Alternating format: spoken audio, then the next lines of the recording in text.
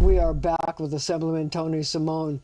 So here's my questions. I want to continue the encampment for one quick second. Under Mayor Adams, he had no tolerance for encampments, and he eliminated them. He saw them, he sent trucks, they're gone. Under Mr. Mamdani, Mayor Mamdani, they just say, 7 days, you can move to another place. Was the former mayor's idea a better idea, a worse idea? Because now we just, there's one encampment in your district on West 45th Street that I first started going to and covering in January. It's now August, and it keeps coming back and forth. It moves one block, then it moves back. It moves one block, and it moves back. And the neighbors there are complaining that they do drugs, they do other kinds of things.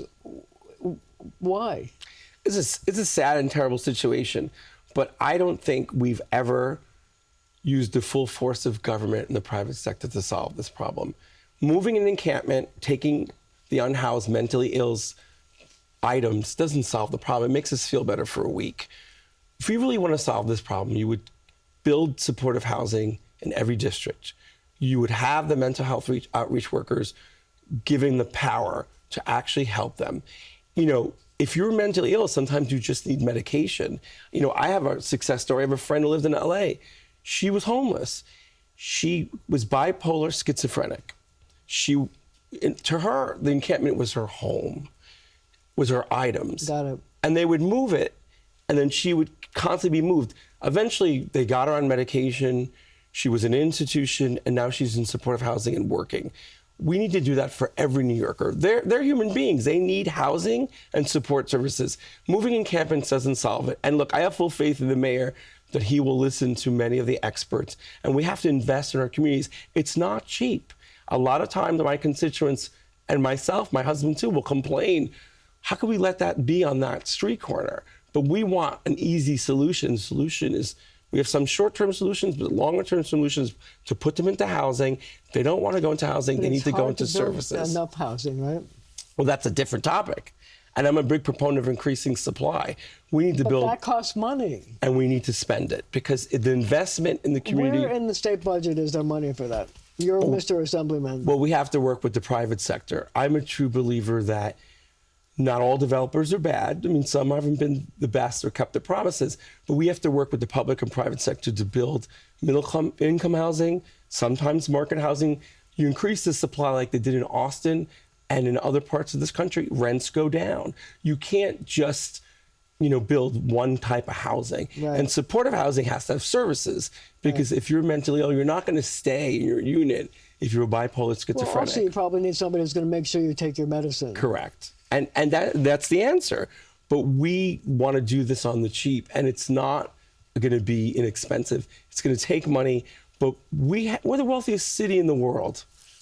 We have the means, we just need the will. So here's my question. So the mayor of the city of New York made universal health care for pre-K a major thing of his campaign.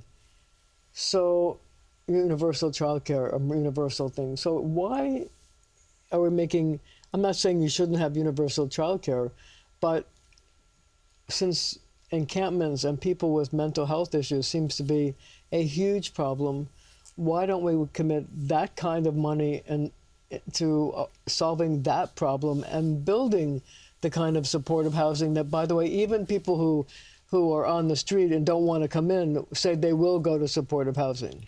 We should do that as the next initiative, but I applaud the governor and the mayor for providing childcare access. One of the biggest complaints I hear in the district is they can't afford the rent.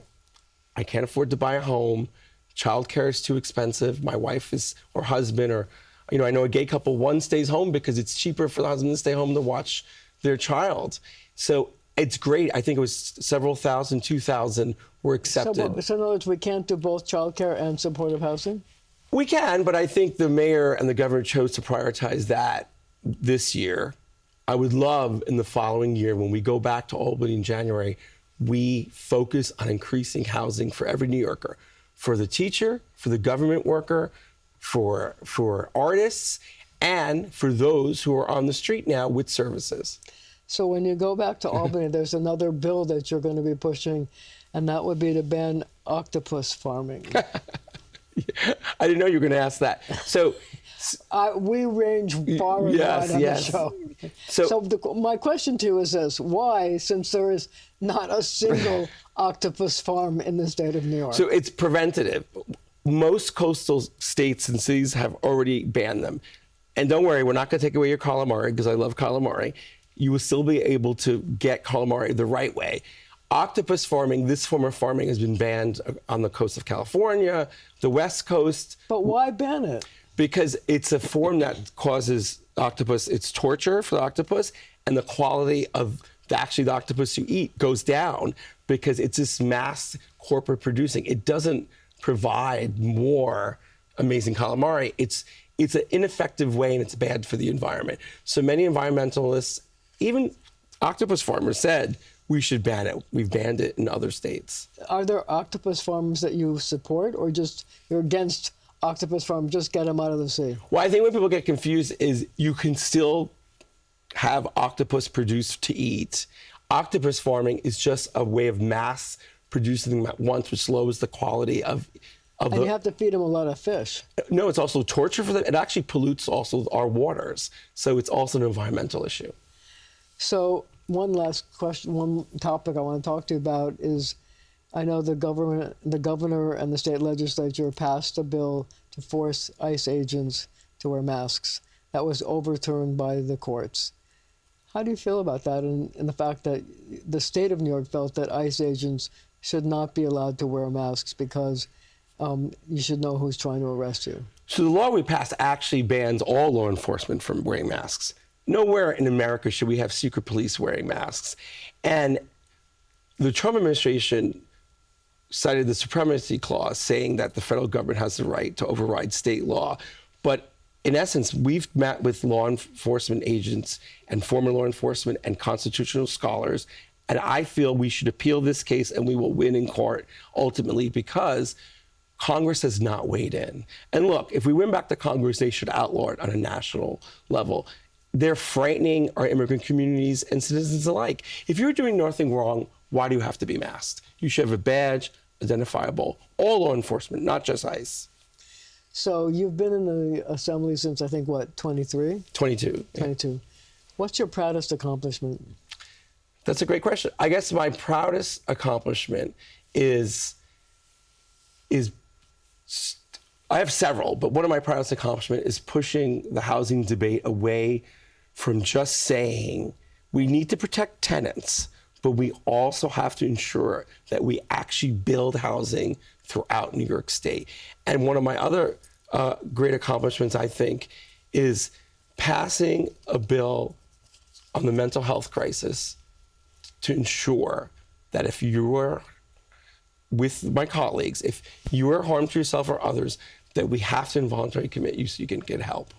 So what 3 words would your husband or your family or your friends use to describe you? What 3 words? Yeah. Verbose. Really? Big heart. Big heart. And a hard worker. So if I went to your district, actually I live in your district, but if I went to your district, what 3 things should I see? 3 things you should see. Well, you should eat in our great restaurants. You should see an off-Broadway play, theater on the side street in Hell's Kitchen. And you should see the beautiful Hudson River Park, where I used to, full disclosure, work, and see how public partnerships work. What a beautiful park Hudson River Park is, and how we need to complete it all the way up to the end of it on 57th Street, so that we have a beautiful open green space for every New Yorker. So what are your 3 favorite places in your district? My 3 favorite, well, these are tough ones. I have so many favorite. My favorite place is Hudson River Park.